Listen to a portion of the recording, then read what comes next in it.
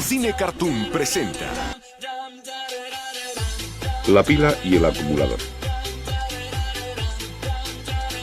La forma más elemental de pila que existe es la de Volta. Un electrodo de cobre y otro de zinc sumergidos en una solución ácida que generan en sus extremos una tensión. Si a los terminales se conecta un aparato, como por ejemplo una lámpara, esta será atravesada por una corriente. Pero después de un cierto período de conexión, la corriente cesa. La pila está descargada. Para conseguir más energía es necesario sustituir los elementos que componen la pila. Lo mismo ocurre hoy en día con las comunes pilas en seco. Cuando se descargan, se sustituyen por otras. Existen, sin embargo, especiales combinaciones de soluciones electrolíticas y electrodos metálicos que pueden ser utilizados indefinidamente gracias a un proceso denominado de recarga. Se trata de los acumuladores. Los acumuladores pueden ser de distintos tipos, de plomo, alcalinos o de níquel-cadmio. En el automóvil se emplean exclusivamente acumuladores de plomo. El acumulador de plomo está constituido por un contenedor de material aislante en cuyo interior hay una solución ácida, ácido sulfúrico diluido en agua. En la solución están sumergidas dos placas de plomo con características químicas diferentes. Este conjunto constituye un elemento del acumulador. Según los componentes del elemento, se tiene una cierta tensión definida característica. Para la pila tradicional, de plomo y zinc, por ejemplo, la tensión es de 1,5 voltios. En el caso de los acumuladores de plomo, cada elemento tiene una tensión característica de 2 voltios. Para obtener 12 voltios es necesario conectar de forma oportuna, es decir, en serie, varios elementos, constituyéndose así una batería. Si a los terminales de dos placas de un elemento se aplica una cierta tensión, se crea en el líquido una disociación electrolítica en la que una placa se carga positivamente y la otra negativamente. El acumulador se carga. Si por el contrario, a las placas cargadas de electricidad se conecta un aparato, en el elemento se manifiesta una reacción química inversa a la precedente y a través del aparato fluye corriente. El acumulador se descarga. Durante la carga, la placa positiva se transforma en dióxido de plomo y la negativa en plomo esponjoso. Simultáneamente, varía la concentración de ácido sulfúrico en el agua, es decir, aumenta. El fenómeno inverso se manifiesta durante la descarga. Midiendo, por tanto, la densidad de la solución ácida en el elemento de la batería, se puede saber si ésta está cargada o descargada.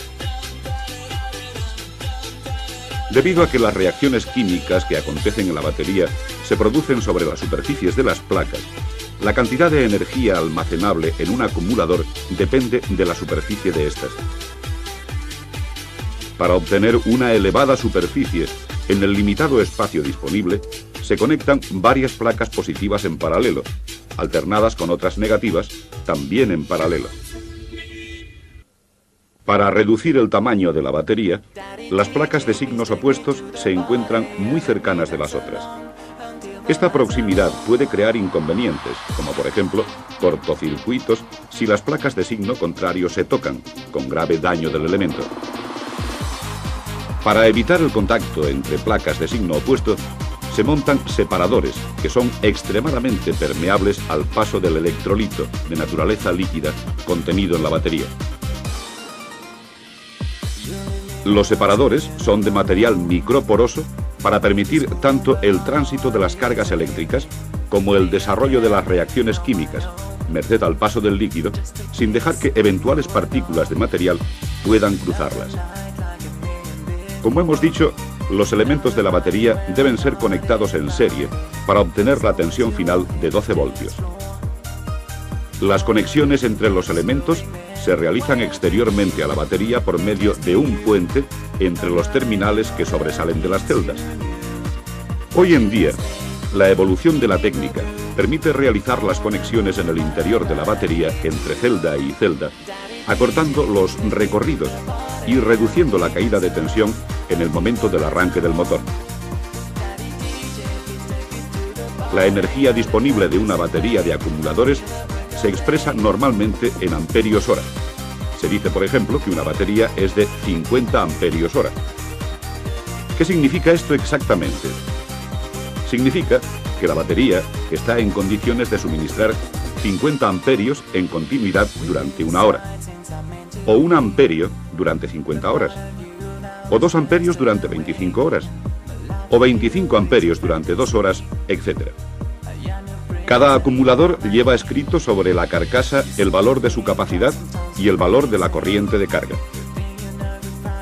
La corriente de referencia indica la aptitud de la batería para realizar un mayor o menor número de arranques del motor.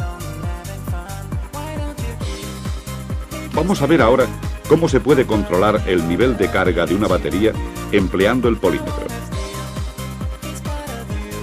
Es necesario desconectar previamente la batería de la instalación eléctrica del vehículo y dejarla así durante al menos 2 horas. Luego se conecta el polímetro seleccionando la escala hasta 20 voltios en corriente continua, midiendo el valor de la tensión. Solo por Cartoon Network.